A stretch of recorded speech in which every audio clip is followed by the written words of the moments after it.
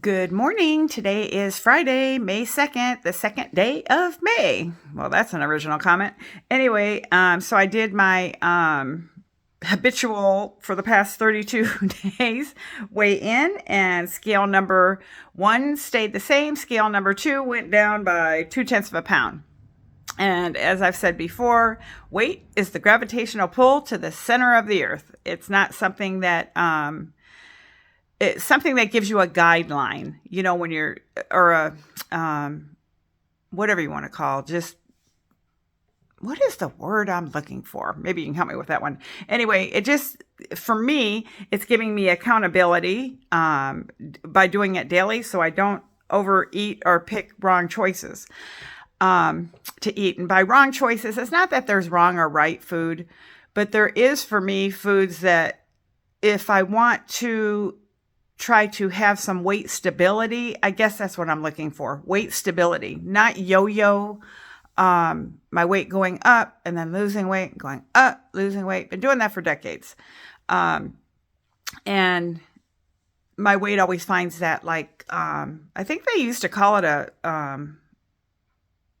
set point weight. Like your weight your body has a place it likes to be. But if you gain weight, that point goes higher and higher.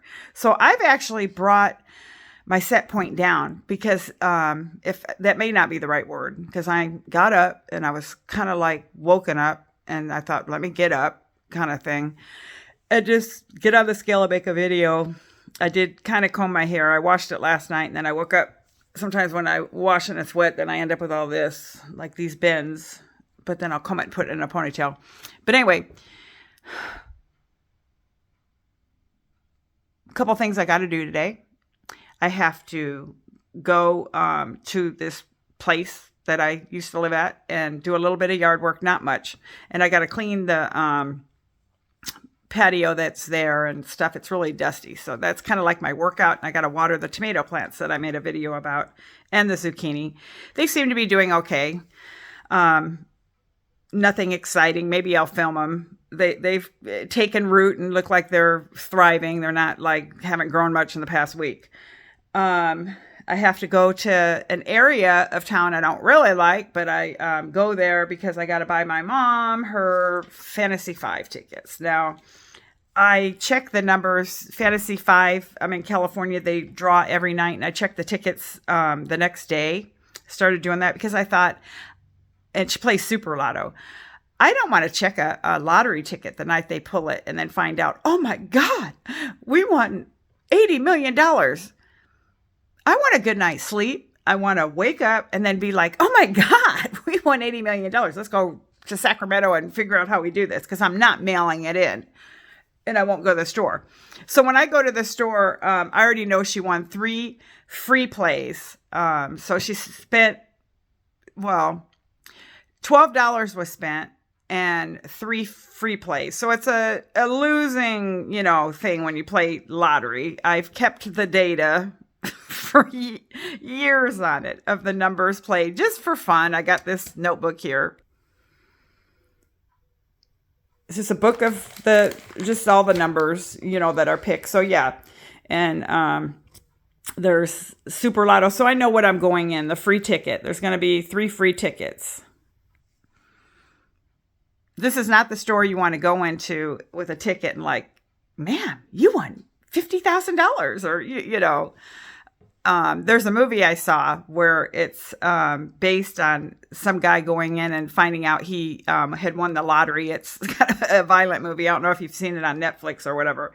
But yeah, I've always known what I have and that it's not anything that's going to itself alone have anybody around me be like, oh, let me get that ticket. Yeah, that kind of stuff has happened. But anyway, so that is my my must-do list is 1, get up and get dressed and brush my teeth and wash my face and finish combing my hair. 2, then I make my bed. I'm all out of order. I have to I'm going to jump in the shower first. I'm going to make the bed first. You know what I do is I jump out of bed and then I throw on my weigh-in clothes and then I step on the scale. That's kind of like my habit, what I'm doing. Well, I go to the bathroom first.